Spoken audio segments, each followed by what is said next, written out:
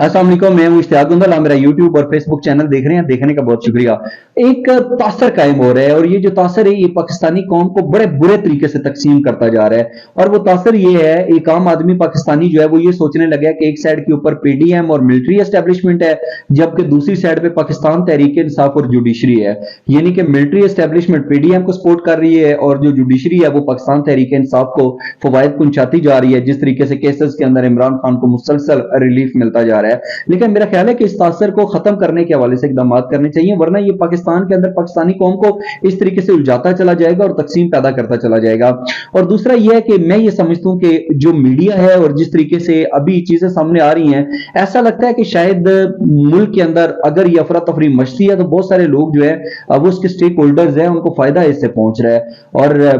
बजाहिर अगर देखा जाए तो ये चीज अच्छी नहीं है। मिसाल के तौर के ऊपर इमरान खान साहब जब इस्लामाबाद हाई कोर्ट के अंदर थे तो उन्होंने एक अपने बड़ा अहम बयान देते हुए ये कहा था कि अगर वो इक्तदार में आ गया है तो वो मौजूदा army chief general Asim Munir के साथ खुशगवार ताल्लुकात रखेंगे। ये एक बहुत बड़ा पैगाम था,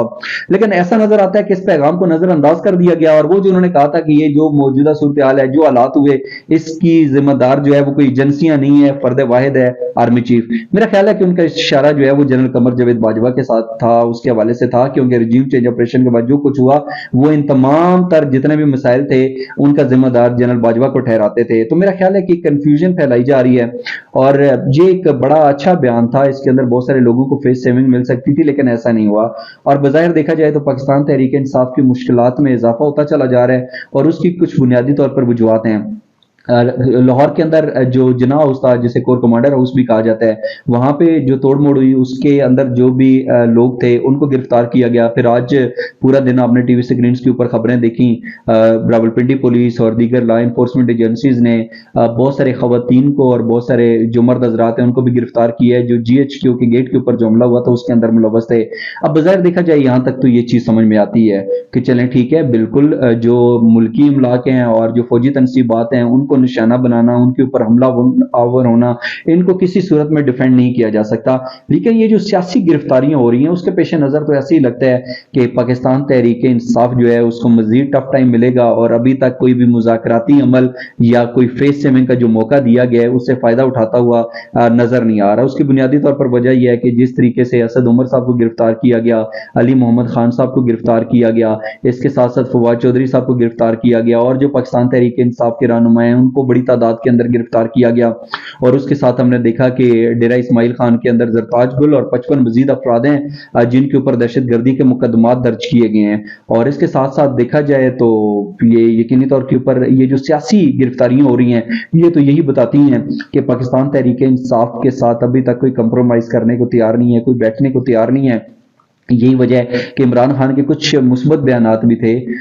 लेकिन उसके हवाले से इस तरीके से बात नहीं की गई और बज़ाहिर ऐसा नजर आ रहा है कि पाकिस्तान तहरीक इंसाफ को किसी किस्म का कोई रिलीफ नहीं मिल रहा। जब ये सारी चीजें आई, इमरान खान साहब की तरफ से ये बयान भी आया, बहुत सारे लोगों के साथ डिस्कशन भी हुई, उन्होंने कहा कि ये इमरान खान साहब ने एक छक्का मार दिया है और अब मामला जो है वो सारे संभल जाएंगे। अब आर्मी चीफ की तरफ से भी कुछ खुशगवार किस्म के बयान आएंगे, लेकिन अगर बयान ना भी आए, और फौज अमूमन ऐसी करती है कि वो खामोश रहती है और वो अपनी पॉलिसी का इस तरीके से बरमला इजहार नहीं करती, तो ये था कि शायद अब इस हवाले से जो है ना वो रुक जाएंगे और कुछ जो है वो मजीद इकदाम नहीं किए जाएंगे। लेकिन जो मेरी इतलात हैं उसके मुताबिक ये है कि ऐसा नहीं है। उसके मुताबिक ये है कि जो मिलिट्री एस्टेब्लिशमेंट है वो भी चाहती है कि जिस तरीके से लोग जो है वो फौजी तनसीबात को उन्होंने निशाना बनाया और मुल्की अमला के ऊपर हमलावर हुए उनको नहीं छोड़ा जाएगा, उनके खिलाफ सख्ती से निपटा जाएगा। और जो सियासी गिरफ्तारियां हो रही हैं मेरा ख्याल है कि इससे भी मिलिट्री एस्टेब्लिशमेंट जो है उसको कोई फर्क नहीं पड़ रहा। और बज़ाहिर अगर देखा जाए तो ऐसे ही नजर आ रहा है कि जो PDM है वो किसी सपोर्ट के बगैर तो इतने बड़े इकदाम नहीं कर सकती।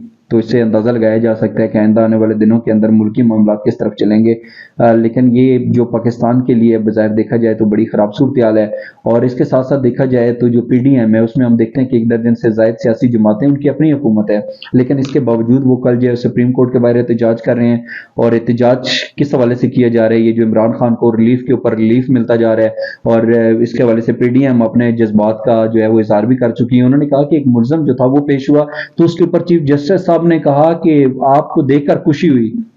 تو بظاہر دیکھا جائے تو انہوں نے کہا جب ہم عدالتوں کے اندر پیش ہوتے تھے ہمارے ساتھ تو اس طریقے سے رویہ نہیں رکھا جاتا تھا، اور ان کا یہ خیال ہے کہ عمران خان کو جتنا بھی ریلیف مل رہا ہے وہ واحد فرد chief justice supreme court of Pakistan Umar Ata Bandial صاحب کی طرف سے مل رہا ہے۔ اب اگر یہ تاثر قائم ہو جاتا ہے،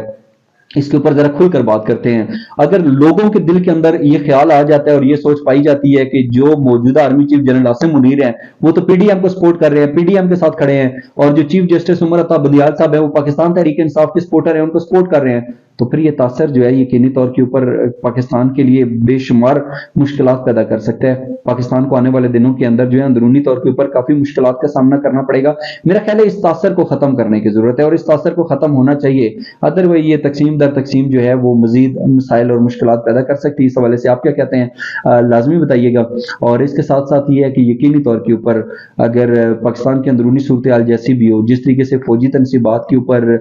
لوگ حملہ آور ہوئے، میرا خیال ہے اس چیز کو تو بالکل ڈیفینڈ نہیں کرنا چاہیے اور ڈیفینڈ نہیں کی جا سکتی یہ چیزیں، یہ غلط چیز تھی، اور جنہوں نے اس طریقے سے کیا یقینی طور کے اوپر قانونی کارروائی کو مد نظر رکھتے ہوئے ان کے خلاف سخت قانونی کارروائی ہونی چاہیے۔ لیکن اس کے ساتھ ساتھ یہ جو پچھلے 3-4 دن گزرے ہیں انہوں نے بہت سارے لوگوں کی آنکھیں کھول دی ہیں، اور اس میں بہت سارے لوگوں کو پیغام بھی مل چکا ہے۔ پاکستان کا جو امن ہے، پاکستان کا جو روشن مستقبل ہے، وہ اسی میں ہے کہ تمام تر سٹیک ہولڈرز،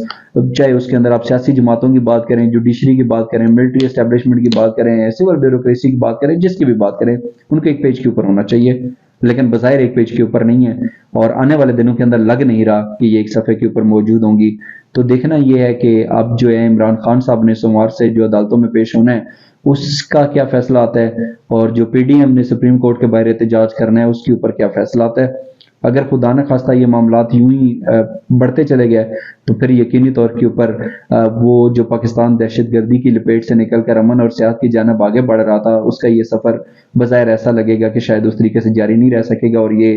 بڑی ایک افسوسناک صورتحال ہے۔ چاہیے یہ کہ تمام تر سٹیک ہولڈرز جو ہیں وہ ایک صفحے کے اوپر بیٹھیں، کم از کم بس بہت ہو گیا نا، ایک عام پاکستانی کی زندگی کو کہاں پہ پہنچا دیا ہے، پاکستان کو کہاں پہ پہنچا دیا ہے۔ عالمی سطح کے اوپر پاکستان دیکھیں، دنیا کی جو امت مسلمہ ہے، جتنے مسلم ممالک ہیں، پہلی اٹامک قوت، لیکن آج ہم کہاں پہ کھڑے ہیں، اور یقینی طور کے اوپر یہ ایک قابل تشویش صورتحال ہے۔ اس کے حوالے سے آپ کیا کہتے ہیں؟ اپنا قیمتی فیڈ بیک ضرور دیجیے گا۔ آج کا ولاگ دیکھنے کا بہت شکریہ، اللہ حافظ۔